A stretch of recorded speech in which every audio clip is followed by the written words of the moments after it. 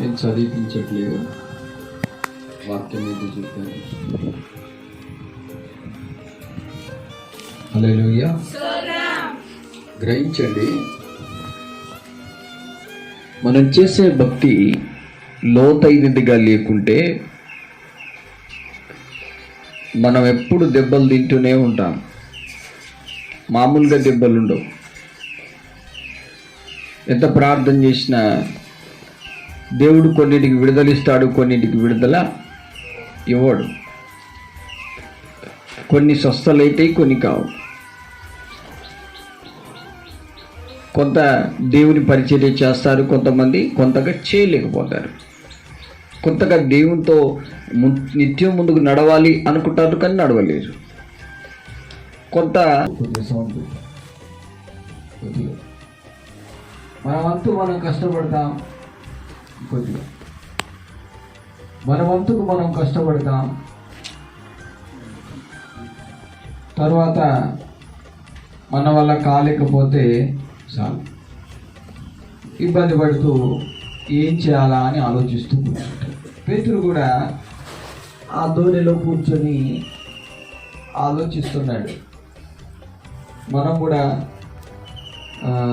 మంచి మంచి విత్తనాలు వేసి పొలానికి, లేకుంటే ఏదైనా ఒక చేనేసి, లేకుంటే కొన్ని మందులు కొట్టి కొన్ని మనం చేసేంత చేస్తాం.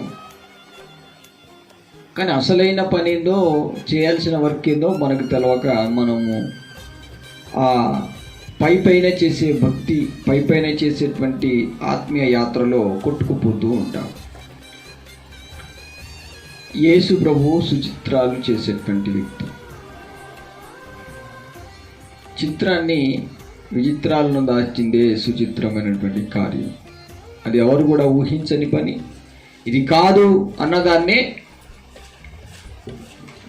మన ప్రభు చేస్తాడు. హల్లెలూయా.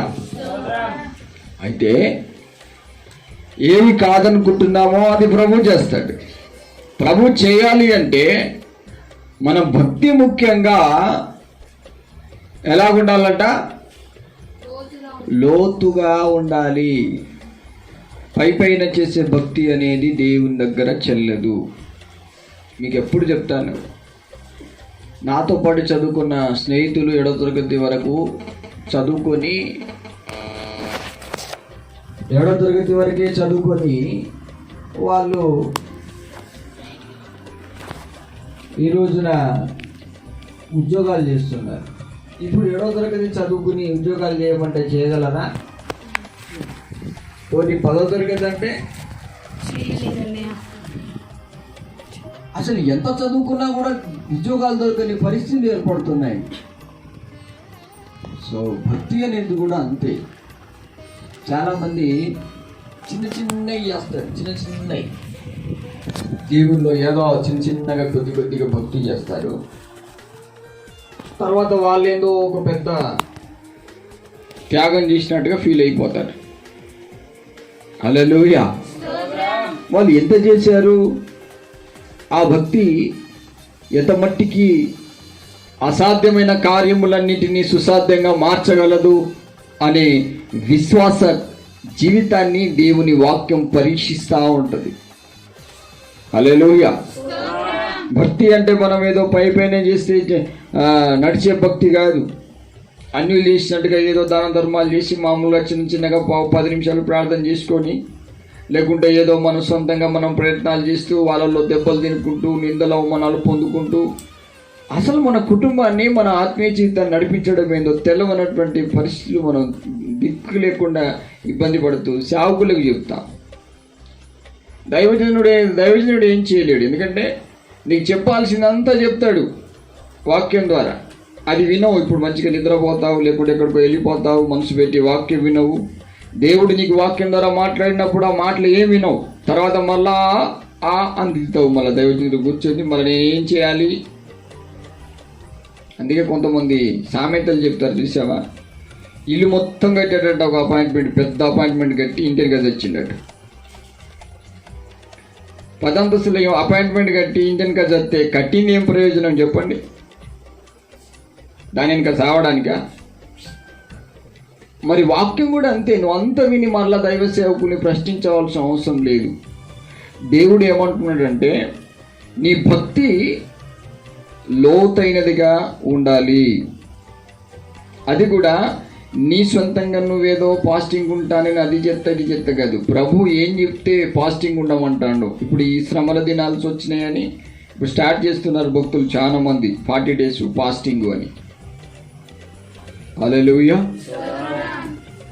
ఈరోజు నువ్వు ఉండాలి అనే ఉద్దేశం కాదు, 3 రోజులు ఖచ్చితంగా నువ్వు ఉండాల్సిందే, 3 days. అయితే ఈ మిగతా రోజుల్లో కూడా నువ్వు ఎప్పుడైనా ఒక రోజు ఫాస్టింగ్ ఉండాలి అంటే నువ్వు ప్రార్థన చేస్తూ ప్రభుని అడుగుతూ మనసాక్షిని వేడుకుంటూ ఉండాలి. అది నీ పని.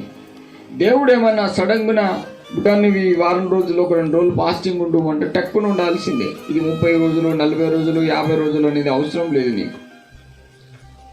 ఎందుకంటే పేతురు కూడా తన సొంతంగా వల వేసి ఏం చేశాడు, అలసిపోయాడు. మనం కూడా సొంతంగా ఉపవాసాలు ఉండడం, సొంతంగా భక్తి చేయడం, సొంతంగా ఎక్కువ మనం నష్టపోయేది ఇక్కడే. ఈ సొంత ప్రయత్నాలని మానేసి ప్రభువునికి ఏ సమయంలో ఏ విధమైన భక్తి చేస్తే నువ్వు బలవంతురాలిగా ఉంటావు అని ఆయన చెప్తాడో అదే పని నువ్వు చేయడం ప్రారంభించు. నువ్వు అనుకోవచ్చు, అయ్యా నేను ఇంకా పాపంలోనే ఉన్నాను కదా అంటే, నీ పాపం నీ దగ్గర ఉన్నది. ఇక నేను నీ పాపంలోనే జీవిస్తున్నాను నువ్వు కలగనుకుంటూనే ఉంటే ఆ పాపం నీతోనే ఉంటుంది. ఈ పాపం నా నుండి వేరైపోద్ది, ఇది నా మీద పని చేయదు, ప్రభు నాతో మాట్లాడతాడు, దాన్ని ఎలా కొడతాడు, ప్రభువే నాకు ఏదైనా ఒక మార్గం తెలుస్తాడనే విశ్వాసాన్ని కలిగినప్పుడే నీ విశ్వాస జీవితమే నీకు ఒక లోతైన అనుభవాన్ని ఇస్తుంది. విశ్వాసం లేకుంటే ఏం కాలేదు. Praise the lord. పేతురుని అడిగాడు, ఏమైంది పేతురు అంటే, అయ్యా మేము రాత్రి అంతా కష్టపడ్డాము, మాకు ఒక్క చేప ముక్క కూడా దొరకలేదు, ఒక్క చేప కూడా దొరకలేదు. అయితే ఇప్పటికి ఏమైంది, ఇప్పుడు ఏ రాదు ఏమవుతుంది అన్నాడు. Praise the Lord. ఇప్పుడు మనం కూడా అంతే, అయ్యా మేము అన్ని ప్రయత్నాలు చేసాం, నువ్వు చెప్పమన్నట్టుగా ప్రార్థన చేసినాం, ఉపవాసం ఉన్నాం, దయ్యాలతో పోరాడుతున్నాం, కానీ మేము ఉట్టిగానే పడిపోతున్నాం, గిరగిర తిరిగి అన్ని రివర్స్ అయిపోతుంది, మాకు ఎందుకో మాకేం అర్థం కావట్లేదు. మనం చేసే భక్తి కూడా మనుషుల జ్ఞానం మీద కానీ సొంత ఆధారాలతో చేసేది ఉండకూడదు. పరిశుద్ధాత్మ దేవుడు చెప్పిన ప్రకారంగా నువ్వు వేస్తేనే నీకు ఆశీర్వాదం. హల్లెలూయా. చూడండి, ఎమ్మటే ప్రభు చెప్పాడు, నీవు నీ నావను కొద్దిగా లోతుగా నడుపు అన్నాడంతే. ఆయనకేం అర్థం కాదా, అంత కష్టపడ్డాం, మరి లోతుగా నడపాల్సిన అవసరం ఏమొచ్చింది? మనం కూడా అంతే, మన జీవితంలో భక్తి చేస్తాం బాగా. ఎలాంటి భక్తి? చదవండి యోబు గ్రంథంలో. యోబు చెప్తున్న సత్యము, తాను భక్తిపరుడే. యోబుకు 4 గుణలక్షణాలు ఉన్నాయి కదా, 4 బిరుదులు ఉన్నాయి కదా. భక్తిపరుడు, నీతిమంతుడు అంటే భక్తిపరుడే. నీతిమంతుడు, భయభక్తి గలవాడు, యథార్థవంతుడు, చెడును విసర్జించే వ్యక్తి అంటే భక్తిపరుడే, అసలైన భక్తిపరుడు. కానీ భక్తిగా నటిస్తున్న వాళ్ళ గురించి చెప్తాడు అతను. చదవాలి 36వ అధ్యాయం 13వ వచనం. అయినను లోపల హృదయపూర్వకమైన భక్తి లేని వారు అంటే వారిలో ఆ కోపం అనేది పోదు. నేను అందుకే ఉట్టిగానే టెస్టింగ్ చేస్తా అంట, కొంతమంది ఉట్టిగానే ఏదేదో చెప్తా అంట. అసలు వీళ్ళు మారారా లేదా? మారిన వాళ్ళు, రక్తాలు తీసిన వాళ్ళు ఆలోచించుకోరు. ఎందుకంటే వాళ్ళు నిజంగా ప్రభు కోసం బతకాలనుకున్నారు, ప్రభులా మారాలనుకున్నారు, అంతే. ఇక దాన్ని ఎవడు కూడా ఏం చేయలేదు. ప్రభు ఎప్పుడైతే లోతుగా ఏమన్నాడో ఇక వారి జీవితాన్ని ఇక నటించి బతుకున్న ఇసుకలాంటి బతకడం కంటే నిజంగానే ప్రభులాగానే బతకాలని నటించడం మానేసి కొద్దిగా భక్తిలో నిజంగా మనస్ఫూర్తిగా ప్రభుని ప్రేమిస్తూ భక్తి చేస్తే ఆ భక్తిలోనే ఎంతో బలాన్ని కలిగి ఉంటాం మనం. కానీ ప్రభుని ప్రేమించకుండా మన కష్టాలు వచ్చినాయి కదా అని చేసే భక్తి, అది భక్తి కాదు, అది అన్యులు చేసే భక్తి. అన్యులు ఏం చేస్తారండి? వాళ్ళ మీనింగ్స్ వాళ్ళకు ఉన్నాయి, ఇవన్నీ కట్ చేసి మనకు కావాల్సిన అసలు సబ్జెక్ట్లోకి వద్దాం. ఆపదకు వచ్చినప్పుడల్లా మనం ప్రభుని భక్తి చేస్తే మన భక్తిలో నిజం ఉండదు. గ్రహించండి. ఆపద రాకముందే ఈ ఆపదలో చేసే భక్తి ఎలాగుంటుంది, సొంతంగా చేసే భక్తి ఎలాగుంటుంది? ఇదిగో నేను నా లోపలికి నడిపించిన, ఒక చేప పడలేదు. ఇదిగో నేను పొద్దున్న నుంచి ప్రార్థన చేసిన, దేవుడు ఒక జవాబు కూడా ఇవ్వలేదు. ఇదిగో నేను ఫాస్టింగ్లో ఉన్నా, నాకు ఏం చేయలేకపోయింది. ఇదిగో నేను దశభాగం ఇచ్చిన, దేవుడు నా పంట పొలను దీవించలేదు. అంటే ఏంటిది? నీ సొంతమైన భక్తి మనస్ఫూర్తిగా దేవుడు ఇష్టపడేటట్టుగా చేసేటువంటిది కాకుండా నీ సొంతంగా నువ్వేదో చేస్తావు, అది జరగనప్పుడు లోపల ఏం పెట్టుకుంటారట, మనము వారి హృదయములో క్రోధము నుంచుకుందురు. నీ సొంత భక్తి నీకేం కలిగిస్తూ ఉంటుందంటే కోపాన్ని, ఆవేశాన్ని కలిగిస్తూనే ఉంటుంది. ఇక నీ జీవితం ఆ కోపానికి అంకితమైంది. అందుకే పేతురు కూడా యేసయ్యకి చెప్పేసాడు, 2 సార్లు చెప్పాడు, బొదకుడా మీరు రాత్రి మొత్తం వేసామంటే నువ్వు మళ్ళీ ఏమంటావు, నువ్వు వేసినావు కదా మేము ఆల్రెడీగా. సరేలే, నువ్వు ఎంతైనా బోధకుడు కదా, నీ మాటకు లోపడక తప్పుతుందా మరి? ఇంటానులే అయ్యా, వేస్తుంది. అరే లోపల నడుపురా కొద్దిగా, నా లోతుగా నడిపించి. ఇప్పుడు భక్తులు అనేటోళ్ళు ఎలాగుండాలంటే లోతుగా నడిపించేటట్టుగా ఉండాలి, కానీ తన ఇష్టానుసారంగా తన సొంత ప్రయత్నాలు చేసే భక్తిగా ఉండకూడదు. ఆపద ముక్కుల భక్తి చేసేటట్టుగా కూడా మనం ఉండకూడదు. మళ్ళా మన సొంతంగా మనం చేసే భక్తికి ఉండకూడదు. ఆపద వచ్చినప్పుడు భక్తి చేస్తాం, ఆపద అయిపోయినాక మళ్ళీ అదే పని, లోకమే. ఇక కానీ నేను ఆరాధిస్తున్న దేవుడు పరిశుద్ధమైన యేసయ్య, నేను ఆయనను వెంబడించాలి. నేను ఏ పని చేసుకున్నా, ఎక్కడున్నా కూడా ఆయన మాటలు వినడానికి నా మనసు ఇవ్వాలి. నేను పని, లోకం, తిండే కాదు.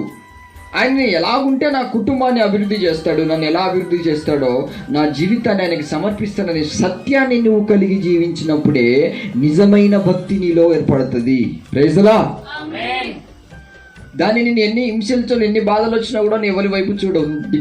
డిసైడ్ అయిపోతే అంతే, ఇక దాన్ని ఎవరు కూడా కదిలించలేరు. మరియమ్మ డిసైడ్ అయిపోయింది, ప్రభు యొక్క పాదాల దగ్గర వింటాను అంతే అన్నది. అంతే, మార్త ఎంత డిస్టర్బ్ చేసినా పట్టించుకోలేదు. Praise the Lord. అది భక్తి అంటే. ప్రతిదానికి డిస్టర్బ్ అయిపోయేది భక్తి కాదు. చూడండి, నిశ్చయించుకుంది తన మనసులో మరియమ్మ, ఇది ఇంతే అనుకున్నది, అంతే. Praise the Lord. నువ్వు కూడా ప్రభు ఏదైనా నీకు ఆనవాళ్ళు ఇచ్చి నువ్వు ఇలా లోతుగా నడపడం నేర్చుకో అని ప్రారంభించి నీకు ఏమైనా అనుభవాలు ఇస్తే నువ్వు లోతుగా ప్రార్థిస్తూ, లోతుగా నీ జీవితాన్ని సమర్పిస్తూ, లోతుగా నీ జీవితంలో ప్రభుతో ఉన్న సావాసాన్ని అభివృద్ధి చేసుకోవడానికి ఇష్టపడు. దానికి ఎవరు అడ్డు కాదు.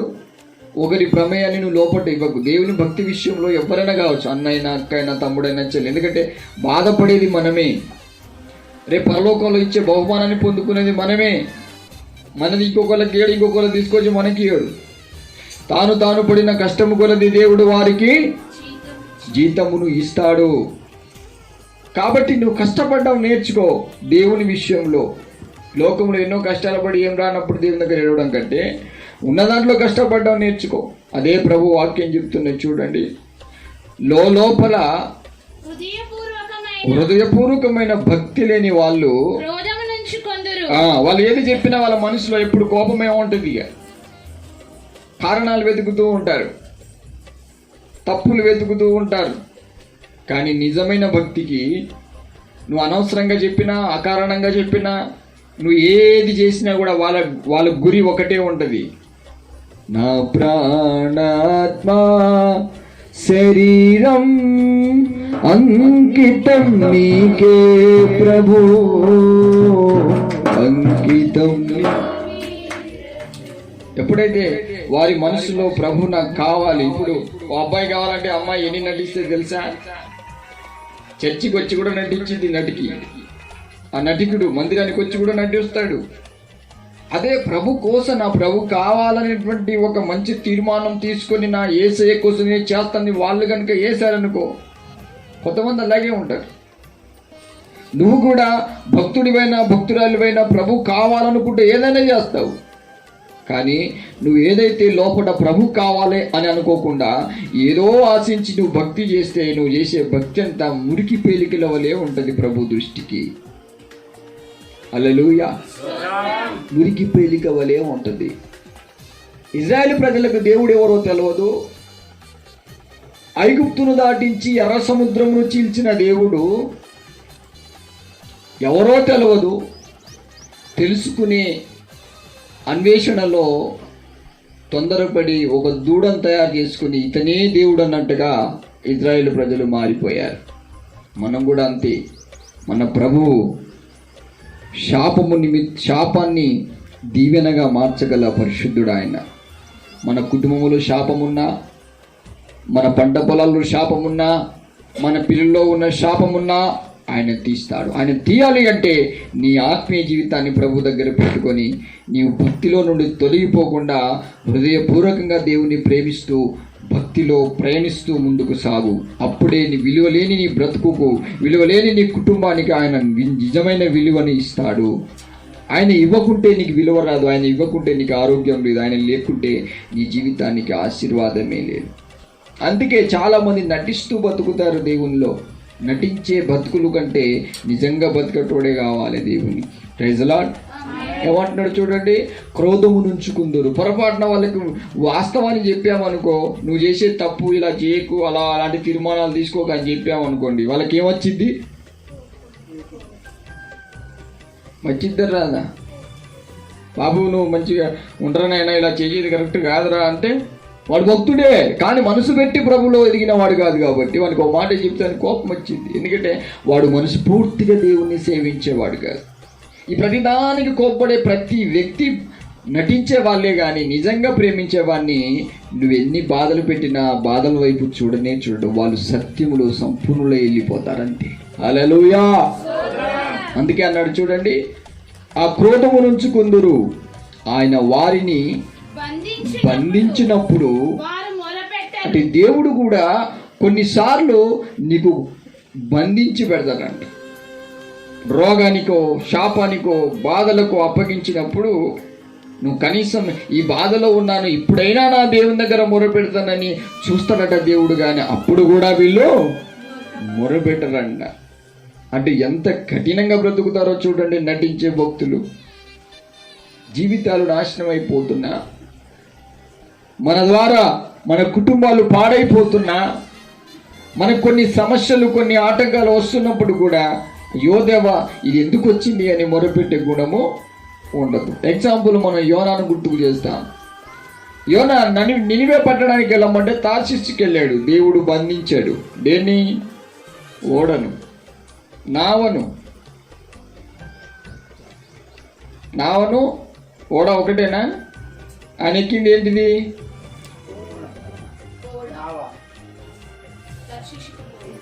ఓడే ఎక్కి. ఓడ అంటే పడవ కంటే పెద్దది. దాంట్లో చాలా సరుకు పోద్ది. పడవలో నువ్వు ఒక్కడియో పోతావు, నలుగురు పోతారు. కానీ ఆ ఓడలో చాలామంది ఉన్నారు. తమ తమ సామాగ్రిలు వేసుకొని ముందుకెళ్తున్నారు. ఎప్పుడైతే ఈ యొక్క యోన దేవుని మాట ధిక్కరించి మనిషి పూర్తిగా దేవుని మాటలు వినాలని ఇష్టపడలేదు. చాలామంది అంతేనండి. నువ్వు ఏదైనా దేవుని ప్రేమించాలి, ఏసే మాటలు వినాలనుకుంటే నీ మనసు మొత్తం ఏసేకి, దాంట్లో ఎవరికో అబ్బాయికో అమ్మాయికో ఇచ్చేసి సగం అటు సగం ఇటు అంటే నీ భక్తిలో వేషధారణ నటన బతికి ఇసుక తీరుతూ యూదకు నీకు ఏ తేడా ఉండదు. ఎవరికి ఇవ్వద్దు. నువ్వు సేవకులతో సహా ఆత్మీయులతో సహా నీ మనస్సు, నీ ప్రాణము, నీ ఆత్మని శరీరము ఆయనకు ఒక్కోనికే సొత్తు. Praise the Lord. ఆయన మాత్రం రక్తం కార్చి ప్రాణం పెట్టాడు. నీ మనసుని ఎప్పుడు పూర్ణ మనసుతో ఆయన వైపు మళ్ళీపోతావో ఇక నీకు అపజయాలు ఉండవు, ఇక విజయాలే. ఆమేన్. కానీ మనం అలా మార్చుకోలేం, దేవునికి ఇవ్వలేమండి. నటిస్తాం. మనల్ని చూసి వాళ్ళు నేర్చుకుంటారు నటించడం అనేది. నువ్వు నటించుకోవడం నేర్చుకున్నాక వాళ్ళు నేర్చుకోరా? ఈ నటన బతుకునే దేవుడు తృణీకరిస్తాడు. యోన విషయం చూడండి. యోనకు దేవుడు చెప్పాడు, బిడ్డ నువ్వేకెళ్ళరా నాయనా అంటే విన్నాడు. కానీ దేవుని మాట మనసు పూర్తిగా వినలేక భక్తిపరుడే, కానీ కొన్ని సమయాల్లో భక్తిహీనుడుగా మారిపోతాడు. మనం కూడా అనుకోవచ్చు, అన్నయ్య మేమందరం భక్తులమే కదా అని. నువ్వు భక్తుడివే, కానీ ఎంత భక్తుడివైనా కొన్నిసార్లు ఏమైపోతావు, లోపల భక్తిహీనుడిగా మారిపోతావు అప్పుడప్పుడు. అంతేనా? ఎంత భక్తి చేశానన్నా ఇప్పుడు ఎందుకో నేను భక్తిహీనుడిగా మారిపోయాడంటే అది కొన్ని సమయాల్లో అలా మారిపోతావు. అలా మారిపోతున్నావు, నువ్వు పరీక్షించుకున్నావు. వాక్యం అదే చెప్తుంది. దేవుడు ఎమ్మటే దేవుడు ఏం చేశాడు, తన మీద ప్రేమ చేత ఆ ఓడను బంధించాడు. Praise the Lord.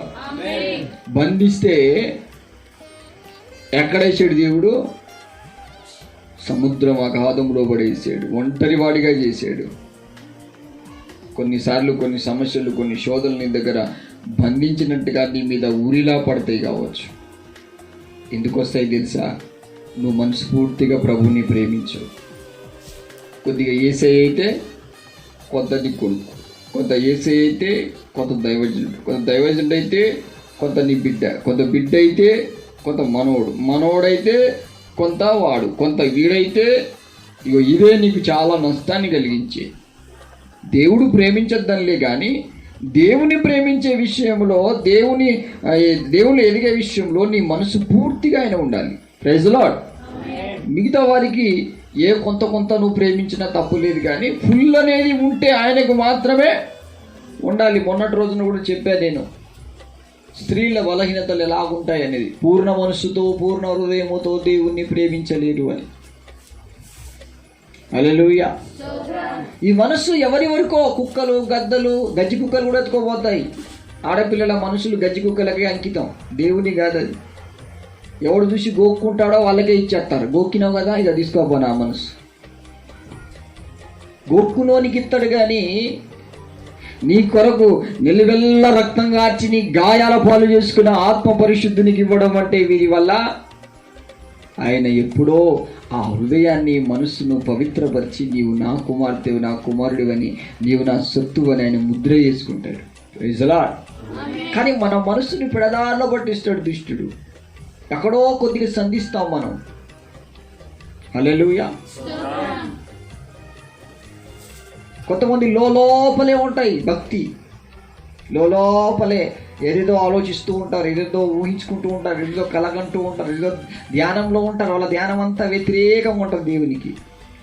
కానీ నేను ఆలోచించేది దేవుడు ఇష్టపడుతున్నాడా, ఈ దేవుని దృష్టిలో ఎట్లుంది, నేను అనుకునేది దేవుని దృష్టిలో పవిత్రంగా ఉందా లేదా, ప్రభుకి ఇష్టకరంగా లేదంటే నేను చేసేదంతా. హల్లెలూయా. అంతే కదండి. ప్రాజెక్టు తయారు చేస్తారు, చదువుకున్న పిల్లలకు అర్థమవుతుంది. ఆ ప్రాజెక్టు కష్టపడి రాత్రింపగలు కష్టపడి ఆ ప్రాజెక్టు ఆ సార్ కనుక ఓకే బిడ్డ ఇది ఓకే బాగున్నదంటే ఏమవుతుందండి? ఎంతో అద్భుతంగా కష్టానికి ఫలితం ఉంటుంది. ఈ ప్రాజెక్టు ఎందుకు పనికిరాదంటే ఆ బిడ్డ కష్టపడదంతా వృధా అయిపోతుంది. అంతే నీ భక్తి అనేది. నువ్వు ఇంత కష్టపడతావు, ఇంత ప్రయాసపడతావు, రాత్రింబగులు కష్టపడతావు, ఇంత ప్రార్థన చేస్తావు, ఇంత ఉపవాసం ఉంటావు, దైవజనులు వెంబడిస్తావు, అంత సంఘంలో సహవాసం చేస్తావు, దశంభాగం ఇస్తావు, ఇంత దైవజనులు అంటే పని చేస్తావు, ఇంత కష్టపడతావు. కానీ నీ మనసును ఎందుకు నిండుగా ప్రభుకి ఇవ్వలేవు? ఎందుకు ప్రభు విషయంలో భక్తిగా ఉండి కొన్నిసార్లు భక్తిహీనురాలిగా మారిపోతావు? ప్రభుని ప్రశ్నిస్తున్నాడు. ఎమ్మటే యోనాను బంధిస్తే ఎక్కడ మొరబెట్టాడు చెప్పాలి? ఎక్కడ? సముద్రములు అగాధములో ఉండి మొరపెట్టాడు. ఇక్కడ ఏమంటుంది వాక్యము? వారిని బంధించిన వారు మొరపెట్టలేదన్నాడు, కానీ యోనా మొరపెట్టాడు. కొన్ని సమస్యలు నిన్ను బంధిస్తూ, కొన్ని సమస్యలు నిన్ను దాడి చేస్తూ ఉన్నప్పుడు నువ్వు మొరపెడుతున్నావా మనస్ఫూర్తిగా? ఆ మొర లోతుగా ఉండాలి. ఆ సముద్రంలో నుండి, ఆ చాప గడుపులో నుండి ఎక్కడికి వెళ్ళిందండి ఆయన మనవి? నా వాక్యములు నా దేవునికే తెలియజేద్దును అన్నాడు. Praise the lord. తెలియజేస్తున్నంటే ఈయనకు దావీదుకి ఎంత విశ్వాసం ఉన్నది, ఎంత విశ్వాసం ఉంటే ఆ మాట చెప్పాలి. నువ్వు చెప్పగలవా? నా సమస్య ఏమన్నా ఉంటే నేను సీఎంకే చెప్తానంటావా? ఏం చెప్పొకసారి ఎవరైనా చెప్తారా ఇక్కడ? నేనైతే చెప్పలేదు, ఎందుకంటే నా సమస్య నేను ఆ సర్పంచ్కి చెప్పినా ఇంటోడో ఇన్నోడో తెలియదు. వాస్తవమా కదా? కానీ దావీదు దేవునికే తెలియజేస్తానన్నాడు. నువ్వు కూడా ఈ సమస్యలు శోధనలు ఏమైనా ఉంటే వాళ్ళకు వీళ్ళకి చెప్పుకోవడం కాదు. ఇది ఏమన్నా ఉంటే దేవుని దగ్గర తేల్చుకుంటానంతే. నా మనసు ఏదైతే పాడైపోయిందో ప్రభు దగ్గర ఉన్న నా మనసు నేను ఎవరికైనా, ఏ కుక్కలకు, ఏ గద్దలకు, ఏ పందులకు, ఏ మనుషులకు ఇచ్చానో, దేవుని మహిమపరచని మనుషులతో సహవాసం చేసుకుని నా మనసు పూర్తిగా భక్తి నేను ఎక్కడ కోల్పోయానో, పైపైన ఎక్కడ నటించానో నా నటిన బతుకును తీసేసుకుంటున్నా, నీ మనసు పూర్తిగా నువ్వు మారితే దేవుడు సంతోషపడతాడు. నీ మొర డైరెక్ట్ ఆయన దగ్గరికే చేరింది, దాన్ని ఎవడు ఆపలేడు.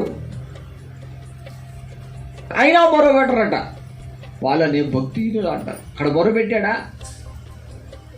సముద్రంలో మొరబెట్టాడు, కష్టం వచ్చింది కదా అని మరలా గునగసాగాడు. మరలా ఎక్కడ సొరకాయ చెట్టుకు మెలిసేసరికి, చల్లగా ఉండేసరికి ఆ చెట్టు పూర్తి మళ్ళీ వచ్చేసింది యోనా గారికి. అంటే ఏంటిది? మనసు ఫుల్ కావట్లే, పర్సెంటేజ్ పెరుగుతుంది తగ్గుతుంది, పెరుగుతుంది. కష్టం వచ్చినప్పుడు పెరిగింది, నష్టం వచ్చేసరికి ఏమరా బాబు ఏం కష్టాలు రా నాయన, ఏసే నమ్ముకుంటే ఎంతో హాయిగా ఉంటుంది అనుకున్నాం, కానీ ఇన్ని బాధలు ఇన్ని కష్టాలు రా నాయనో, అబ్బో ఈ భక్తి ఏందో నాకేం అర్థం కావట్లేదు, ఈ మనసు ఏందో ఇదంతా, అబ్బా నా వల్ల అయితే లేదు. ఏమో దేవుడా, నువ్వు చెప్పినట్టుగా అలా ఏమున్నది చెప్పు, కొద్దిగా నాది కూడా కొద్దిగా, అయ్యో కొద్దిగా వినొచ్చు కదా. మనం అంతేనండి, కొద్దిగా వినొచ్చు కదా అనేది పొరపాటు. నాది ఏది వినద్దు, నీది నేను 100 వింటానన్నట్టుగా ఉండాలి. దాన్ని మనసు పూర్తిగా చేసే భక్తి అంటారు. Praise the Lord. ఈ రోజున నువ్వు దేవుని దగ్గర ప్రార్థన చేయి, ప్రభువా నా ఇష్టం ఏం చేయనయ్యా, నేను ఖచ్చితంగా 100కు 100 నీకంతే. అట్లా ఎదగాలే నువ్వు, దాన్ని లోపల చేసే భక్తి కాదు అంటారు. తర్వాత వాక్యం చదువుదాం. సామెతలు 27వ అధ్యాయము 5వ వచనం. సో దేవుడు కూడా మనల్ని ఎలా ప్రేమిస్తాడు అంటే, ఆ ప్రేమకు అర్థంగది. మన ప్రేమ దేవుని ప్రేమకు వ్యతిరేకంగా ఉంటుంది. చూడండి, లోపల ప్రేమించుట కంటే గద్దించుట మేలు. దేవుడు కూడా హెబ్రీ రాసిన పత్రికలో శిక్షే ప్రేమ, ప్రేమే శిక్ష అని చెప్పాడు. మనకు ఒక రోగం ఉంటుంది, లోపల చేసే భక్తి ఒకటైతే లోపల ప్రేమించే ప్రేమ కూడా ఉంటుందా ఉండదు? ఏమైంది? అన్నం తింటలేనా? ఏ బాబు నీళ్ళు తాగుతలేవా? చెప్పు మరి, నాకు వినబడాలి గట్టిగా. లోపల ప్రేమించే మనసు మీకు ఉంటుందా ఉండదా?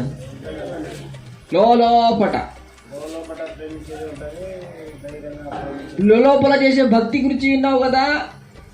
లోపల ప్రేమించుకునే ప్రేమ ఉంటుంది. అందుకే చాలామంది కొన్ని అనుభవాలతో చెప్తున్నారు.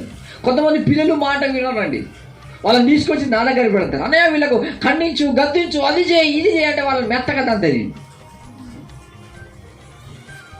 ప్రభు ఏమంటాడు తెలుసా?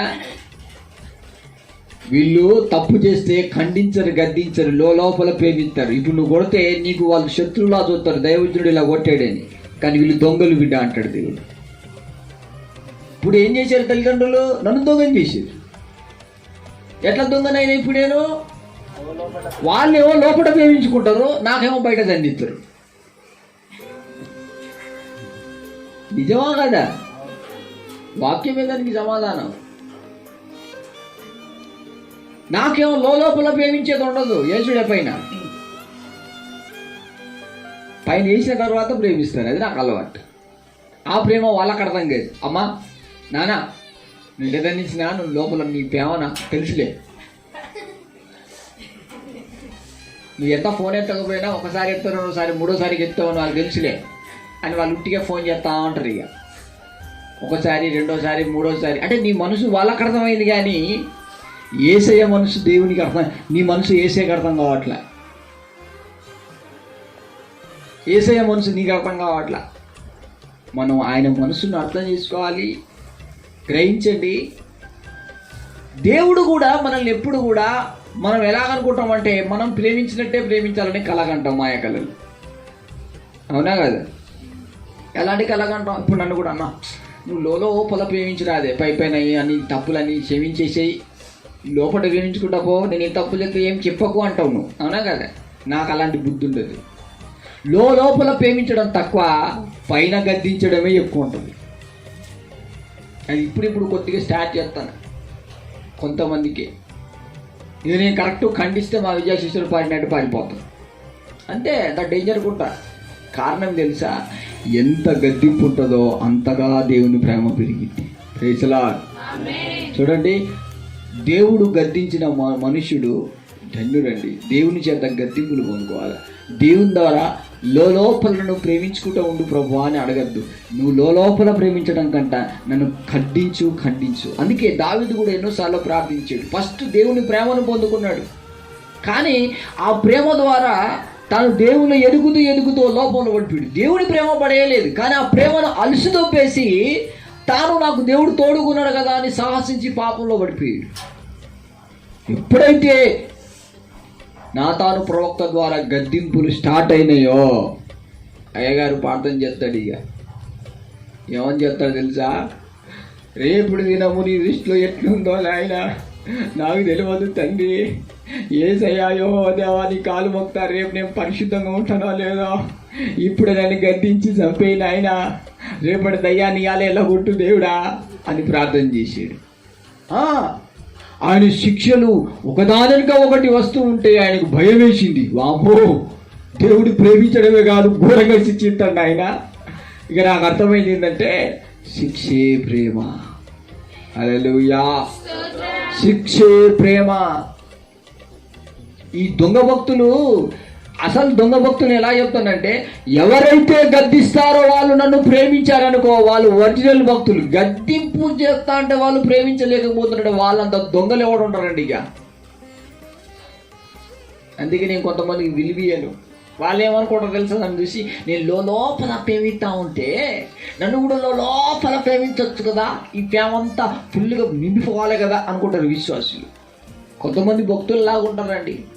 నాకు అలాంటి ఇష్టం ఉండదు, ఖండించడమే నాకు ఇష్టం. నువ్వు ఎప్పుడైతే ఈ లోపల చేసే ఈ ప్రేమను వదిలిపెట్టుకొని తప్పులను నువ్వు ఖండించుకుంటూ గద్దించుకుంటూ నీ పైన వేషధారణ తీసేసుకుంటూ నీ హృదయం అనేది దేవుని యొక్క ఆ పరిశుద్ధతకు అనుకూలంగా మార్చుకుంటూ తప్పులను ఖండించుకుంటూ ముందుకెళ్తావో ఆటోమేటిక్గా ఆ గద్దింపులోనే దేవుని ప్రేమ దిగింది. Praise the Lord. ఓసారి ఓ భక్తురాలు ఆత్మ పొందుకున్న బిడ్డ భర్త చెప్పింది వింటాను కానీ నా మాట వినట్లే. నేను ప్రేమిస్తుందని లాగం పట్టింది. ఏం పట్టింది? దైవజనుడు ఏదైనా ప్రేమిస్తాడని లాగం పట్టేసి ఆ భర్త మాట వినుకొని సాగుతా ఉంది. ఇక సుప్పనాతి మొగంది ప్రార్థనకు వస్తాను, మన భర్త చెప్పింది ఏంటంటే నా మాట విన్నది. నేనేమన్నా నాకు మాత్రమే అంకితం అయిపో అని చెప్పలా. నేను చెప్పేది దేవుని మాటలే. అమ్మా నువ్వు దేవుని పట్ల ఇలా ఎదుగు, దేవుని వాక్యం ఇలాగుంది, వాక్యానుసారంగా నీ ప్రవర్తన ఇలాగుంది, మార్చుకొని దేవుని ఎదగమంటే ఆయన చెప్పింది ఏంటంటారు, కానీ వాక్యానుసారమైన జీవితం లేదు. ఆత్మ పొందుకున్న బిడ్డ ఇక పేయించడం బంద్ దంచడం స్టార్ట్ చేశాను. ఇక అంటే నీలాగా కట్టె తీసుకోనో ఏదో తీసుకొని ఏరగా వాదుకుంటూ పోలేదు. మామూలుగా నా ముంగడ కూర్చున్నప్పుడు అనుకోకుండా నా చేతులు ఎందుకు వచ్చేయో నాకు అర్థం కాలేదు. ఒక్క పెట్టినా దెబ్బకి ఆత్మ వచ్చి పడిపోయాను. నాకేం అర్థం కాలే. నాయన బతికిందా చచ్చిందా ఏమి లేదు. మళ్ళా పడ్డది దెబ్బ లేదు. ఆమె ఆత్మలో పద్మాసు దీపంలో పరవశమైనట్టు అయిపోయింది. నాకు తెలియదు ఆమె దేవుల్లో పోయిందని. నాకు భయం ఎత్తాంది. అలా భర్త తాగుబోతుడు మంచోడు కాదు, వాడికి రక్షణ కూడా పొందుకోలేదు. పొరపాటున పోయి వాళ్ళ భర్తకు చెప్తే నాకు గతి ఏంటి? నేను ఆలోచించుకుంటున్నాను, బాధపడుతున్నాను. ప్రభువా నేను అందుకే ప్రేమిస్తానంటేనో నువ్వు గద్దించుటం మేలు అన్నావు. ఇప్పుడు నాకు గద్దింపు మామూలుగా ఉన్నదా?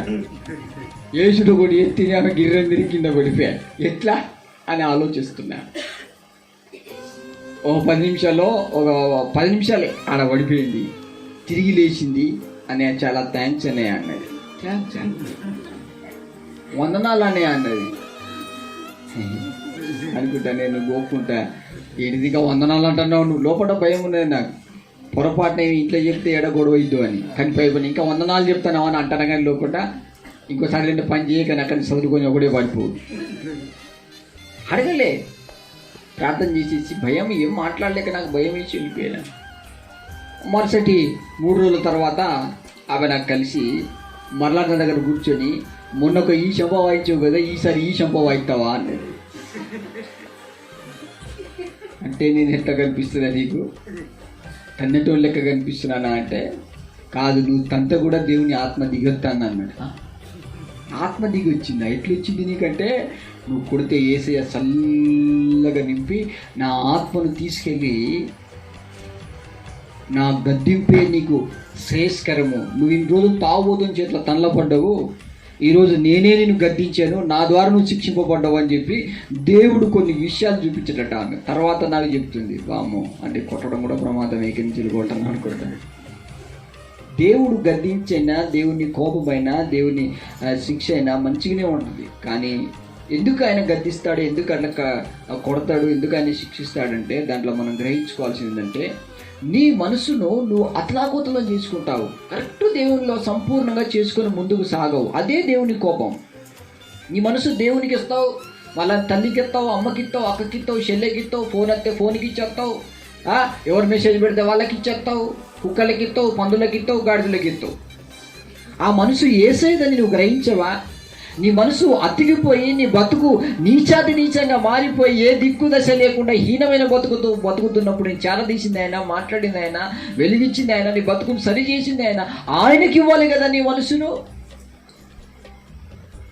మనసు పూర్తిగా భక్తి చేయని వారిని భక్తిహీనులు, లోపల చేసే భక్తులు అంటారు వాళ్ళను. అందుకే ఈ లోపల భక్తి చేయడం కంటే లోపల నువ్వు దైవజన్ని ఏం ప్రేమించవు. నాకు అలాంటి ప్రేమలు ఇష్టమే ఉండదు, నిజం చెప్తున్నాను. వాళ్ళు లోపల బాగా ప్రేమిస్తారు, ఒక మాట చెప్పిన ఒక బుస్సుం అంటారు. అలాంటి వాళ్ళు నాకు ఇష్టం ఉండదు. ఎందుకంటే నీ లోపల ప్రేమ నా మీద బుస్సుం అనిపిస్తుంది. అది కాదు ప్రేమ అంటే. కొట్టినా ప్రేమిస్తుందంటే అది లోపల ప్రేమ కాదు, హృదయంతరంగంలో నాటిపోయేటువంటి ప్రేమ. Praise the lord. అర్థమైందా? లోపల వచ్చే హృదయపూర్వకమైన భక్తి లేనటువంటి వారు లోపల అనగానే మనం అనుకుంటాం అంటే లోపల మొత్తం నాటుకొని అంతరంగం నుండి వచ్చిందనే ధ్యానంలో మీరుంటారు కావచ్చు. లోపల అంటే అంతరంగంలో నుండి కరెక్ట్ మంచి మనసాక్షి నుండి వచ్చింది కాదు అది. లోపల అంటే కేవలము గృహదేవత అనేటువంటి దయ్యాన్ని పెట్టుకున్నట్టుగా నీ లోపల నీ మనసులో వేరే ఉంటుంది, లోపల వేరే ఉంటుంది. ఈ లోపల హృదయం లోపల నుంచి వెళ్ళేది మనసు అంతరంగంలోకి వెళ్ళేది వచ్చేది పవిత్రమైన భక్తి. అందుకనే ఈయన కూడా లోపల అంటే పైన చేసే భక్తి అని అర్థం. దానికి అదే అన్నాడు, లోపల హృదయపూర్వకమైన భక్తి లేని వారు. లోపల అంటే కేవలము హృదయములో భక్తి చేస్తున్నామనే భ్రమలో ఉండడమే లోపల చేసే భక్తి అని అర్థం. అందుకే లోపల అంటే హృదయములో వేషధారణ కలిగి ప్రేమించే ప్రేమ కంటే గద్దింపునకు లోబడే ప్రేమే నిజమైన ప్రేమ. ఏం చేసినా కూడా ప్రేమ పెరిగిద్ది, కానీ ఈ లోపల చూపించే ప్రేమ చూడండి. మీకు అనుభవం లేదు, నేర్చుకుంటే తెలిసింది మీకు. లోపల ప్రేమించే భక్తి చూడండి, పెరిగిద్ది. అది అక్కడే ఉంది జవాబు. క్రోధము బుస్సుమని ఇద్దది. ఏదో ఒక విషయంలో కోపం బుస్సుమంటనే ఉంటుంది, అది పోదు. కానీ ఎప్పుడైతే నువ్వు అంతరంగంలో యేసయ్యను ప్రేమిస్తావో 10,000 మందినిలో ఆయన గుర్తించగలుగుతావు, 10,000 మందిని నువ్వు ప్రేమించగలుగుతావు, 10,000 మందిలో పరిచర్య చేసే ఒక బిడ్డగా, కుమార్తెగా అనేకులను ప్రేమించే ఒక మంచి ఔదార్యములో మంచి అనుభవ జ్ఞానాన్ని నువ్వు పొందుకోగలుగుతావు. నీ మనసులో సంపూర్ణమైన ప్రేమ యేసయ్య మీద ఉంటే నువ్వు గద్దింపునకు శిక్ష ఖచ్చితంగా లోబడతావు. Praise the lord. అదేనట నిజమైన ప్రేమ అంటే. అందుకంటే లోపల ప్రేమించుట కంటే బహిరంగ గద్దించుట మేలు. బహిరంగ గద్దిస్తా అంటే చాలా మంది గుణుగుతారు. వాక్యంలో గద్దించినప్పుడు ఏం చేస్తారు? గుణుగుతూనే ఉంటారు చూడండి కొంతమంది. అలా కాదు. ఎందుకు గద్దిస్తున్నాడు? నా కోసమా? కాదు, నువ్వు ప్రభు ప్రేమిస్తున్నాడు నిన్ను. ఆ ప్రేమ నుండి నీవు వదిలిపోతుంటే, ఆ ప్రేమలో ఉన్న లోపాలను కొట్టుకోబోతుంటే ఆ లోపాలు తీసి దైవజనుడు గద్దిస్తాడు. అంటే నీకు దైవజనుడికి ప్రేమ లేదన్నట్టు దానికి అర్థం ఉంది. యేసయ్యకి నీ మీద ప్రేమ లేదన్నట్ట. ఎటుపోయారు అందరూ? మళ్ళా ఏం మాట్లాడుతుంది? లేదన్నట్ట ఉన్నది కాబట్టి. అందుకే యెషయా గ్రంథంలో 29వ అధ్యాయం 15వ వచనం చదువుదాం. ఏమంటున్నాడు? తమ ఆలోచనలు యెహోవాకు కనబడకుండా లోపల వాటిని మరుగు చేయ చూచు వారికి శ్రమ. చూసారా? ఈ లోపలంటే నీ హృదయములో తిప్పుకుంటూ నేను ఏం ఆలోచిస్తున్నానో దైవజనునికి తెలియదు. అక్కడ ఏది ఆలోచించినా నాకు ఎఫెక్ట్ ఇస్తే నాకు అర్థమైపోద్ది. ఎప్పుడైతే మనిషికి ఇంత ఆలోచనలు ఎప్పుడో తెలుసా, నీసు తినేటప్పుడే వచ్చింది నీచమైన బుద్ధి. ఇక అదే కాదు, ఇక ప్రకృతి సంబంధమైన మూత సంబంధం ఉన్న వాళ్ళకి అది బాగా వచ్చింది. పరిశుద్ధాత్మ దేవుని ప్రేమలో ఉన్న వారికి అది రాదు. దేవుడు అస్సలుగా రానిడు ఆ పవిత్రమైన మనసుని ఇస్తాడు. Praise the Lord. గ్రహించండి, కొంతమంది దుష్కార్యములు చేసే గుణాలు, దుష్కార్యములు చేసే ఆలోచనలు వారిలో ఉంటాయి, కానీ వాళ్ళు అనుకుంటారు లోపల ఆలోచించుకుంటూ అవి దేవునికి తెలవదు అనుకుంటారంట. యోనా ఏమనుకుంటున్నాడో దేవునికి తెలవదా? తెలుసా? తెలవదా? తెలుసు. ఆయన అందరి హృదయములను దేవుడు కూడా ఈరోజు నీ మనసు హృదయాన్ని ఎరిగిన వాడు. దేవుడికి అన్నాడు, నువ్వు పైపైనే చేసే భక్తి, లోపల భక్తి అన్నా పైపైన భక్తి అన్నా ఒకటే. ఈ లోపల అంటే హృదయము నుండి, మంచి మనసాక్షి నుండి, పవిత్రమైన మనసాక్షి నుండి, అంతరంగము నుండి వచ్చేది కాదు ఈ భక్తి. కేవలం హృదయం లోపల ఏదో ఆలోచించుకుంటూ ఉంటాం, కానీ అది దేవునికి ఇష్టకరంగా ఉందా లేదా అని గ్రహింపు లేకుండా మన ఇష్టానుసారంగా ఆలోచనలు ఆలోచిస్తూ భక్తులమని నటిస్తూ ఉంటాం. పైకి భక్తి గల వారై జీవిస్తాం, ఆ భక్తిలో నిజం ఉండదు. చదవాలి ఇంకా.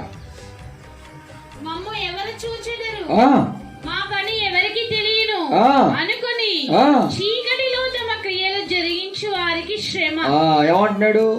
ఇక మాది ఎవరికి తెలిసిద్దిలే, మా ఆలోచనలు, మా తలంపులు, మా ఊహలు, మా మనసులో ఏమనుకుంటున్నా, మా ప్లానింగ్స్ ఏంటిదో, మాస్టర్ ప్లానింగ్ మాకి దేవునికి ఏం తెలిసిద్దా, దైవజనికి ఏం తెలిసిద్దా అనుకుంటారు కొంతమంది ఏమో వాళ్ళ ప్లానింగ్ వాళ్ళు వేసి తెలుసుకుంటారు. నాకు ఏ ప్లానింగ్ వద్దు, నీ వాట్సాప్ వద్దు, నీ ఫేస్బుక్ వద్దు, నీ గూగుల్ హిస్టరీ అంతకంటే వద్దు. నాకు దేవుడు ఆల్రెడీగా అన్నీ చూపిస్తాడు, చెప్తాడు. కానీ నేనేం చెప్పలేను, ఎందుకంటే వాక్యం ద్వారా దేవుడు వారితో మాట్లాడాలి. దేవుడు వాక్యం ద్వారా మాట్లాడిన వాళ్ళు మారరా? వాళ్ళ మనసును ప్రభుకి ఇస్తారా లేదా? మారకుంటే తర్వాత నేను ఇవన్నీ చెప్పుడు, వాళ్ళని చెక్ చేసుడు, వాళ్ళ గురించి చెప్పుడు ఏమి ఉండదు. డైరెక్ట్ దేవుని దగ్గరికి వెళ్ళిపోతాను, ప్రభు మరిగా మీరే చూసుకోమని చెప్తాను. ఇక అప్పుడు మళ్ళీ ఎక్కడైతే నడుచుకుంటా అమ్మ అయ్యా అని అడుగులు వేసుకుంటా, ఎక్కడైతే భక్తిహీనులుగా, బలహీనులుగా, రోగిష్ఠులుగా, పనికిరాని వాళ్ళుగా మొత్తం శపించబడి శాపంలో పడి ఎక్కడి నుంచి వెళ్ళి దేవుని దగ్గరికి వచ్చారో మళ్ళీ అక్కడికి తీసుకెళ్తాడు దేవుడు. అప్పుడు తెలిసిపోద్ది వాళ్ళకు, ఎందుకు మేము ఈ హీనమైన స్టెప్ కొద్దిగా జారిపోయినామా అని. చాలామంది అంతే అనుకుంటారు, నేను ఇంత ఉన్నా కూడా దేవుడు నాకేమంటలేడు కదా అంటే, దేవుడు ఎందుకు నీకు ఏమన్నాడంటే, నీకు కొంత వాక్యం ద్వారా మాట్లాడి అనుభవాన్ని ఇచ్చి నీ ద్వారా నీలో ఉన్న ఆ చెడు క్రియల్ని ఎలా శోధిస్తున్నాయో నీకు గద్దించి నీకు కొంత అవకాశం ఇస్తాడు. ఆ అవకాశంలో నువ్వు మనసు మార్చుకొని ఆ మనసును దేవునికి ఇస్తేవా మంచిది, లేకుంటే అంతే. ఎక్కడైనా ఒక కార్యం జరిగించడానికి వార్నింగ్స్ ఉంటాయండి. 1, 2, 3. ఎక్స్ప్రెస్ ట్రైన్ వస్తుందంటే డైరెక్ట్ గ్రీన్ లైట్ వచ్చిద్దా? ఫస్ట్ అనౌన్స్ చేస్తారు, జాగ్రత్త. తర్వాత ఏం లైటు? రెడ్ లైట్ పోద్ది, తర్వాత ఎల్లో వచ్చింది, తర్వాత గ్రీన్. ఫస్ట్ అనౌన్స్ అయ్యిద్ది, తర్వాత రెడ్ లైట్ పెడతాడు, ఇదిగో నువ్వు వినకుంటే రెడ్ అయిపోతావు, నీ బతుకు బ్లడ్ అయిపోద్ది అంటాడు, అంతేనా? తర్వాత ఎల్లో కలర్ అంటే కథమే, సమయం దగ్గర పడ్డది, ఇక టైం ఇక. తర్వాత ఫైనల్ గ్రీన్ అయిపోయింది, నీ మీద అనుమతి దేవునికి ఇక తొక్కడానికి అని. గుర్రాల మీదకి వచ్చేసి తొక్కుతా అంటే అప్పుడు అమ్మా అయ్యా నాయనా ఇంత తప్పున దేవుని శిక్షలా, నేను అనుకోలేదు ఇట్లా డబ్బును వస్తుంది అనుకొని. అప్పుడేమో ఇంకేమైంది అనే మనుషులు, ఇప్పుడేమో ఇంత డబ్బును వచ్చిద్దా. అందుకనే దేవుని శిక్షలు, దేవుని యొక్క శాపము, దేవుని యొక్క కోపము ఎలాగొచ్చిందో మనకు అర్థం చేసుకోవడానికి మనకు టైం సరిపోదు, మన ఆలోచన పనికిరా. కానీ లోపల ఏమనుకుంటున్నావు, లోపల ఎలా నటిస్తున్నావు, లోపల ఎలా బ్రతుకుతున్నావు అనేది దేవునికి స్పష్టముగా కనిపిస్తూనే ఉంటుంది. కాబట్టి నువ్వు చేసే భక్తి ఎప్పుడైనా కానీ లోపల ఆలోచించి లోపల తలంచుకోవడం కంటే ఆ లోపలిని మించి హృదయంతరంగపు లోతులోకి నీ భక్తిని నడిపించుకోవడమే నీకు మంచిది. ఇతను కూడా లోపల ఆలోచించుకున్నాడు. పేతురుని దేవుడు చూశాడు. నువ్వు లోపల ఏమో ఆలోచించుకుంటున్నావు తెలుసు, అది కాదు, కానీ ఫస్ట్ నీవు ఈ లోపల పైన చేసే భక్తిని వదిలిపెట్టి ఇంకా లోతుగా నీ నావను నడిపించు అన్నాడు ప్రభు. Praise the lord. అందుకేనండి కొన్ని జవాబులు మనకు రాకపోవడం కారణం అది. మనం లోపల భక్తి చేసుకుంటూ మనం చేసే భక్తి దేవుని దృష్టిలో ఎంతో మంచిగా ఉందని మనమే చూసుకొని ఏం చేస్తామంటే మురిసిపోతుంటాం. ఆ మురిసిపోయే మురుపు లాంటి బతుకులు వదిలిపెట్టేస్తేనే నీకు మంచిది. నీ హృదయంతరంగంలో నీ మనసును ప్రభు చేతికి అప్పగించి, ప్రభువా నన్ను నీ ప్రేమతో గెలిచావు, ఈ లోక సంబంధమైన పాపములో కొట్టుకోబోతున్న నా జీవితాన్ని పవిత్రపరిచి నీ రక్తంలో కడిగి నన్ను నీవు ఇష్టపడ్డావు, లోకం నన్ను హింసిస్తున్నప్పుడు నన్ను ఆదరించి బలపరిచావు, ఇక నా మనసు నీ నుండి దూరం కాకూడదని ఫస్ట్ ప్రార్థన చేసుకోవాలి. మనం ఆయన చెప్పే ప్రతి పనిని మనము పూర్ణముగా లోబడ్డానికి మనము మన మనసు పూర్తిగా ఆయనను వెంబడిస్తూ ఆయన కోసం జీవించాలి. హల్లెలూయా. అప్పుడే మనకు ఈ యొక్క లోపల ప్రేమించే వాళ్ళంటే మనకి ఇష్టం ఉండదు. చాలా మంది నా దగ్గరకు వచ్చేసి పైన అంటే లోపలన్నా పైన అంతే, పైన లోపల ఏదో నటిస్తూ ఉంటారు. నాకు అసలు ఇష్టం ఉండదు. ఇలాంటి పని చేయగానే డైరెక్ట్ మ్యాటర్కి వచ్చి చెప్పు ఏంటి నీ బాధ ఏంటని చెప్తాను. అయ్యో అన్న ఇంతలో తీసుకొచ్చేవి మరి ఎంతసేపు నటిస్తావు? నువ్వు నటిస్తే నీకు వచ్చేది ఏం లేదు, నేను నటిస్తే నాకు వచ్చేది ఏం లేదు. కరెక్ట్ మ్యాటర్కి వచ్చేయి. దేవుడు నిన్ను శిక్షిస్తాడు. ప్రేమించే బిడ్డ ఒకరిగా శిక్షిస్తాడు. మరి ఆయన శిక్షకు లోపడతానంటే మాట మాట్లాడు, కారణాలు చూడదు. ఖచ్చితంగా దేవుని వైపు నీ మనసు మార్చి నడిపించుకుంటూ వెళ్ళు. Praise the Lord. పాపపు స్త్రీ మోసే ధర్మశాస్త్రం ప్రకారంగా అందరూ కలిసి ఆమె దొరకబట్టి చిన్న పిల్లలతో సహా రౌతులతో కొట్టి ఏం చేయాలనుకున్నారు? చంపాలనుకున్నారు. దేవుడు అక్కడ ప్రత్యక్షమై ఆ భయంకరమైన ఉన్మాదం నుండి, అలాంటి ఆ కఠినమైనటువంటి శిక్షల నుండి విడిపించి ఆ స్త్రీకి అన్నాడు, అమ్మా ఇంత మంచి ప్రేమ తెలుసా, నేను శిక్షించని ప్రేమ. మనుషుల ప్రేమను వెతుకుతాం కానీ అది శిక్షించే ప్రేమ, కానీ నిన్ను నాశనం చేసేది శిక్షించేది కాదు. శిక్షించేది దేవుడు మాత్రమే. వాళ్ళు శిక్షించలేరు, కానీ నాశనమే, రౌతులు కొట్టి చంపేయాలనుకున్నారు వాళ్ళు. కానీ జీవాధిపతి అయిన ప్రభు మనల్ని జీవింపచేయాలనుకుంటాడు. ఇక నుంచి వెళ్ళి నిన్ను నేను కూడా ఏ బాధలు పెట్టను అన్నాడు. Praise the Lord. వాళ్ళు ఎవరేమనలేదంటే ఎవరేమనలేదు, అది దేవుడు చూపించిన ప్రేమ. ఇప్పుడు నేను కూడా నిన్ను ఏ బాధలు పెట్టినమ్మా, నువ్వు మంచిగా ఫ్రీగా బతుకు, ఇక నీ జీవితాంతం కూడా దేవుని మీద నీ మనసు, ఇక నుంచి నీ పాపము నువ్వు చేయకు అన్నాడు. అంటే ఏంటిది? ఇంతకుముందు నీ మనసును ఎవరెవరికి ఇచ్చావో ఆ మనసు దోచుకున్న వాళ్ళందరూ కూడా నీ మనసును ఖరాబ్ చేసి ఇప్పుడు నీ మనసు మీద కక్ష కట్టి క్రోధాన్ని పెట్టుకొని ఏం చేశారు? లోపల నటించి మీ జీవితాన్ని నాశనం చేశారు. లోపల విషయాన్ని నింపుకున్నారు. ఆ విషయం ద్వారానే ఆ విషయమే రౌతులుగా పట్టుకొని వచ్చారు. అందుకేనండి కొంతమంది లోపల ప్రేమించి విషయాన్ని వెళ్ళగక్కుతారు. ప్రభు కూడా నీకు అది అంటున్నాడు, నువ్వు లోపల ప్రేమించడం అనేది మానేసి పైన భక్తి చేయడం అనేది మానేసి నీ మనస్ఫూర్తిగా ప్రభుకి ఇవ్వడం నేర్చుకో. హల్లెలూయా. అందుకే లోపల ప్రేమించే వాళ్ళే పగబడతారు, లోపల ప్రేమించే వాళ్ళే ద్వేషిస్తారు, లోపల ప్రేమించే వాళ్ళే కోపగిస్తారు. కానీ హృదయంతరంగంలో దేవుని మనసు కలిగిన వాళ్ళు ఎన్ని చెప్పినా వాళ్ళు అసలు ఆ మాటలు పట్టించుకొని వినడానికి ఇష్టపడరండి. నాకు తెలుసు, అనుభవం నాకుంది. ఏదైనా అలానే ఇలాంటి నీలోకి లోపం ఉందట కదా వాళ్ళు చెప్పారంటే వాళ్ళు వినడానికి ఇష్టం, అవునా అనేటువంటి స్టెప్పులో ఉండరు. వాళ్ళు కామని తీసి పడేస్తారు. అదేం కాదులే. Praise the lord.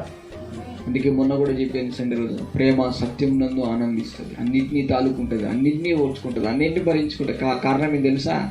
హృదయంతరంగంలో నుండి వచ్చే పవిత్రమైన ప్రేమకు అడిక్ట్ అయిపోయిన ప్రేమ మనసు అది. Praise the Lord. అందుకే మరోసారి వాక్యాన్ని చదివి మనం వాక్యాన్ని ఒక ప్రార్థన ముగిస్తాం. మరోసారి 36:13 చదువుదాం. అయినను లోపల హృదయపూర్వకమైన భక్తి లేని వారు క్రోధము నుంచుకుందురు. ఎప్పుడైతే లోపల నటించుకుంటారో హృదయపూర్వకముగా భక్తి లేని వారై క్రోధాన్ని కలిగి జీవిస్తారు. మరి నువ్వు కూడా హృదయపూర్వకమైన మనసుతో, హృదయపూర్వకమైన నీ ఆలోచనలన్నీ హృదయంలో ఎక్కడ కూడా ఏ తావు లేకుండా ప్రభువుకి నీ మనసు ఇవ్వాలనుకుంటున్నావా? నువ్వు చేసే భక్తిలో నువ్వు ఫెయిల్ అయినా దేవుని మీద కోపం కానీ సేవకుల మీద కోపం కానీ నీకు రాదు. నువ్వు చేసే అన్నింటిలో నువ్వు దెబ్బలు తిన్నా, నీకు సేవలు నష్టాలు వచ్చినా, కొంతమంది బాధలు పొందుకున్నా, నువ్వేది చేసినా నీలో కోపం కనిపించదు. కారణం ఏం తెలుసా? నీ హృదయపూర్వకంగా నువ్వు ప్రభువును అభ్యసిస్తావు కాబట్టి ఇక వాటి గురించి నువ్వు ఆలోచించవు. నా మనస్సు, నా హృదయం నిండా నా ప్రభువే కదా, ఇది నా ప్రభు కోసం నేను కష్టపడుతున్నాను కాబట్టి నేను నీకు ఎవరికి చెప్పనవసరం లేదు, నా బాధ ఏందో ప్రభుకి చెప్తాను అనుకుంటావు. Praise the lord. Hallelujah, hallelujah. ఎలా ఉంటుంది మనస్ఫూర్తిగా చేసే భక్తి? ఒక ఎగ్జాంపుల్ చెప్పి నేను ముగిస్తాను. ఒకరోజు అమెరికాలో ఉంటున్న మిషనరీలు మన భారతదేశానికి సువార్త చేయడానికి వచ్చారు. ఆ సువార్తకి ఎన్ని అడ్డంకులు కలిగించి, ఎన్ని హింసలు పెట్టి, ఎన్ని బాధలు పెట్టి, ఒరిజినల్ ప్రేమ అంటే ఎలా ఉంటుందో చెప్తున్నాను వినండి. చివరిగా ఆ మిషనరీ యొక్క భర్తను కూడా చంపేశారు. ఇలాంటి ఎన్నో ఉన్నాయి. ఇక మొన్నటి రోజున కూడా యూట్యూబ్లో ఒక ఆయన తండ్రి సంఘ మినిస్ట్రీలో ఒక బాబు పెట్టాడు మంచి మెసేజ్. కొండల ప్రాంతాల్లో ఆదివాసులు నివసించే ప్రాంగణంలో పోయి భార్యాభర్తలు ఇద్దరు కలిసి సేవకి వెళ్ళారంట. ఇద్దరు పిల్లలు అట్లా వెళ్తూ పోతూ ఉన్నారు. కానీ దేవుడు ఆ అమ్మాయికి మంచి దర్శనం ఇచ్చాడు, భర్తకి ఇచ్చాడు. ఓ రోజు తన భర్త గారే వెళ్ళారట సువార్త చేయడానికి. వెళితే ఈ పోయిన వ్యక్తి ఇంకా రావట్లేదు, అటే పోయాడు. చూసి ఉల్లేమడు చదువుకొని పిల్లల్ని అక్కడ వేరటలాగా అప్పగించి వెళ్తే ఆ భర్త తల ఒక జాగలు ఉంది, మొండెం ఒక జాగలో పడి ఉంది. తల ఒక జాగలు ఉంది, మొండెం ఒక జాగలు ఉంది. ఏం చేయాలో అర్థం కాలేదు. ఏడ్చుకుంటూ బాధపడుకుంటూ వచ్చి ఈ శాలం అనేటువంటి దైవజనుడు మనకు తెలిసిన వ్యక్తే, ఆయన దగ్గరికి వచ్చి ఎవరో చెప్తే ఆమెకి దిక్కులేరు అంటే ఆమె చెప్పి, అమ్మ మరి నేను పెద్ద సేవకుని కాబట్టి అధికారులు పోలీసులు అందరూ నాకు తెలుసు, మరి వాళ్ళకి ఏమన్నా ప్రతీకారం చేయమంటావా, ఏమన్నా చేయమంటే ఆమె ఏమంటుందంటే తెలుసా? ఆమె పగలు ప్రతీకారాలు తీర్చడానికి నేను సేవకు రాలేదు, అక్కడ దేవుని చిత్తం నెరవేర్చబడాలి. అక్కడ యేసయ్య తన చిత్తం నెరవేర్చడానికి సిద్ధపడ్డాడు కాబట్టి దుష్టుడు నా భర్తను చంపాడు. కానీ నా భర్త నాకు సొంతం కాదు, దేవునికి సొంతం. ఆయన ప్రాణం పెట్టాడు దేవుని కోసం, దేవుడు చూసుకుంటాడు. నాకే ఉన్నాడని నేను లోపల ఎప్పుడు కూడా భర్తను ప్రేమించలేదు, దేవుని ప్రేమించాను. వాస్తవానికి ఆయన ఉన్నాడా అంటే ఉన్నాడు, కానీ మా ఇద్దరి గురి దేవుని మీదనే. మాయలోకంలో బతికే బతుకు కాదు. కొంతమంది ఉంటారు చూడండి, ఈ మాయ కళలు అంటారు పెళ్లి కళలు. వాళ్ళ కళలన్నీ పాపపు పంది లాంటి కళలే. కొంతమంది పెళ్ళిళ్ళు చేసుకుంటా అంటారు చూడండి, వాళ్ళ మొత్తం లోకమే దేవుని సంతోష పెట్టాలని కానీ, దేవుని చిత్తం చేయాలనే ఆలోచనలు కానీ వాళ్ళకు ఉండవు. అలాంటి వాళ్ళకి మ్యారేజ్ చేసుకోవద్దు అని నేను డైరెక్ట్ చెప్పేస్తాను. ఎందుకంటే కేవలము 10 మందిని కనడమే కాదు, పవిత్ర సింహంలా పవిత్రమైన బిడ్డగా ఉన్న ఒక్క బిడ్డన్న ఒక కొడుకైనా దేవుని భక్తిలో పవిత్రంగా వాళ్ళను, నీ కుటుంబాన్ని దేవునిలో పెంచుకొని దేవుని ఆశను నెరవేర్చే బిడ్డగా నువ్వు ఉండాలి. కానీ లోపల నటించే భక్తిగా నీకు నీ జీవితంలో కనిపించకూడదు. అది దేవుడు దైవజనులు కోరుకునేది. ఏమైంది? పగ ప్రతిష్టతలు లేవు, కానీ దేవుడే ఈ రోజున ఆ విధవరాలికి అక్కడ నిలబెట్టి తన ఇద్దరు పిల్లలను కూర్చోబెట్టుకొని ఈ రోజున మంచి సేవ చేస్తూ ఉంది. బాబన్న వాళ్ళ భార్య కూడా అతని హతసాక్షి అయిపోయాడు బాబన్న. ఆయన వాళ్ళ కుమారుడు ఇప్పుడు సేవ చేస్తున్నాడు. ఎవరి మీద పగలు ప్రతీకారాలు ఉండేది కాదు. హృదయంతరంగం నుండి దేవుని ప్రేమించే బిడ్డలు, వారి కుటుంబంలో భర్త కానీ, భార్య కానీ, పిల్లలు కానీ యేసయ్య స్వాధీనంలో ఉంటారు. వాళ్ళు యేసయ్యకు సొంతమని వారి మనసు పూర్తిగా దేవుని దగ్గర పెట్టుకుంటారు కాబట్టి ఆ భారం వాళ్ళ మీద కూడా పడదు, వీళ్ళ రోగాలు వీళ్ళ మీద పడదు, దేవుని మీదనే పడిద్ది. Praise the lord. మనం ప్రార్థన చేయం బిడ్డలారా, నా కుటుంబం యేసయ్యది. నా కుటుంబంలో ప్రతి బిడ్డ కూడా ప్రభువా, ఇగో నా కుటుంబం, నా కొడుకు, నా కుమార్తె, నా కోడలు, నా పిల్లలు అందరూ నీ సొత్తైన ప్రజలే ప్రభువా. ప్రతి బిడ్డను నీకు ఇస్తున్నాను. వీరందరితో నీవే నీ ఆత్మ కార్యములు జరిగించి నువ్వు మాట్లాడి గద్దించి నీ సొత్తైన బిడ్డలుగా నువ్వు చేసుకొని నువ్వు ఎప్పుడైనా ప్రార్థన చేసావా? చేయలేదు. అందుకే నువ్వు లోపల చేసే భక్తురాలివి, భక్తుడిగా నీ దేవుని మీద నేరారోపణ చేస్తున్నాడు. నటించే భక్తులు మారుకోండి. మీ కుటుంబం మొత్తం యేసయ్యదని, యేసయ్య పనిని ఏదైతే ఉందో ఆ పని కూడా మాలో నెరవేరాలి. కేవలం ఆ బతుకు తెరువే నిజం కాదని ప్రార్థన చేయండి. ఖచ్చితంగా మన పనులు 100%లో 10% అయితే దేవుని పని 90% జరిగిద్ది. దేవుని కాపుదల మన మీద ఉంటుంది. మనలో క్రోధాలు, కక్షలు, కోపాలు ఏది ఉండదు. అందుకే దేవుడు అన్నాడు, కక్షముతో క్రోధాలతో చంపడానికి వచ్చిన వారి క్రోధము నుండి ఈ పాపపు స్త్రీని విడిపించాడు. అప్పుడు ఆమె మనసు దేవుని మీద అనుకుంది. Praise the Lord. అంతేనండి, పాప శాపం నుండి విడిపించబడినప్పుడు మన మనసు దేవుని మీద అనుకుంటుంది. కానీ కోబట్టిన తర్వాత ఇక మంచిగా అయిపోయిన తర్వాత కొవ్వు లోపల లోపల పెరిగిపోతూ ఉంటుంది. ఎందుకంటే మనసు మొత్తం దేవుని దగ్గర పోయేటప్పుడు ఆ మనసు ఎవరో దోచుకుంటాడు, ఎక్కడో కుక్కలు ఎత్తుకోపోతాయి, గద్దలు ఎత్తుకోపోతాయి, ఇక అది మళ్ళీ రాదు. ఇక అది దేవుడు అంటున్నాడు ఈ రోజున, నిన్ను ప్రేమించిన నీ ప్రభువు నీ హృదయంతరంగంలో చేసే భక్తిని చూసి, నీ హృదయంలో చేసే భక్తిని కొద్దిగా లోతుగా నాలో నడిపించు, కానీ పై పైన వేషధారణ చేసి లోపల భక్తి చేసే పని నువ్వు మానుకో అంటున్నాడు. సిద్ధమేనా?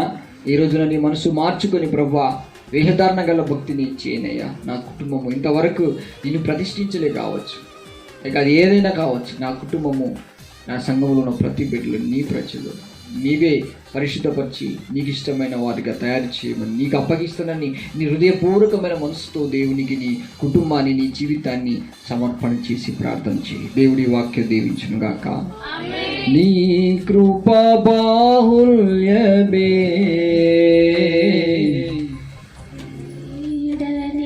అనుబంధమై తలచిన ప్రతిక్షణమునా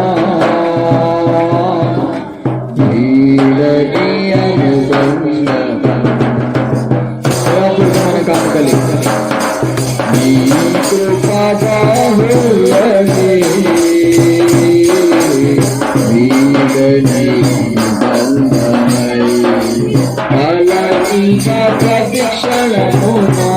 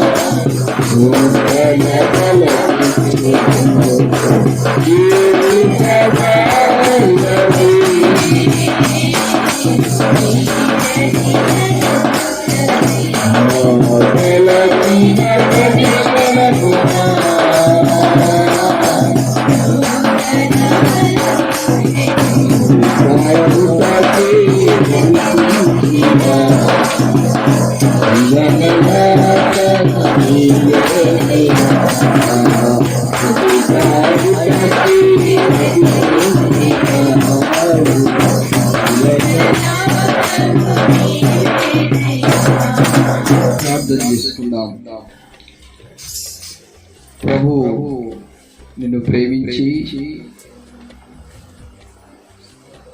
నీవు దుఃఖించకూడదని, నువ్వు శ్రమల పాలు కాకూడదని, నీకు హాని చేయని ప్రేమతో నిన్ను ప్రేమించాడు. నువ్వేమో గాయాల పాలు చేసి నీ నాశనం చేసి మనుషుల ప్రేమ నమ్ముకుంటావు. నీకు నువ్వే ప్రేమిస్తావు. దేవుడే నీలో ఉండి నీ హృదయంతరంగపు ప్రేమను ఇష్టపడేటట్టుగా నీవు తయారు కావాలి. మనుషులు కాదు నిన్ను ఇష్టపడేది. మనుషులు నిన్ను ఇష్టపడకున్నప్పుడు ఆయన ఇష్టపడ్డాడు. మనుషులు నిన్ను తృణీకరించి ద్వేషించినప్పుడు ఆయన నిన్ను చేరదీశాడు. నువ్వు చేసే భక్తిలో కొన్నిసార్లు పైన లోపల చేసే భక్తి ఉన్నదేమో గమనించి అయా మనస్ఫూర్తిగా నిన్ను సేవించే మనసు నాకు ఈ ప్రభువా. నా కుటుంబము, నా పిల్లలు, సంఘములు, నా ప్రతి బిడ్డ నాయనా నీ మాటలు వినడానికి, నీకు లోబడ్డానికి నాయనా నీవేదైతే దైవ సేవకుల ద్వారా మాతో మాట్లాడుతూ ఉన్నావో అయ్యా వాటిని మేము విస్మరించకుండా అయ్యా మేము చేసే పైన భక్తి మీకు ఇష్టం లేదయ్యా. లోతైన బిడ్డలుగా లోతైన నీ విశ్వాసాన్ని కొనసాగించే కృప దయచేయి. మేము పైన ప్రేమిస్తూ క్రోధము కలిగి ఉంటున్నాం. వాక్యం విని మనసు మార్చుకొని మా జీవితాలు సంపూర్ణంగా మీలో ముందుకు సాగే కృప దయచేయి.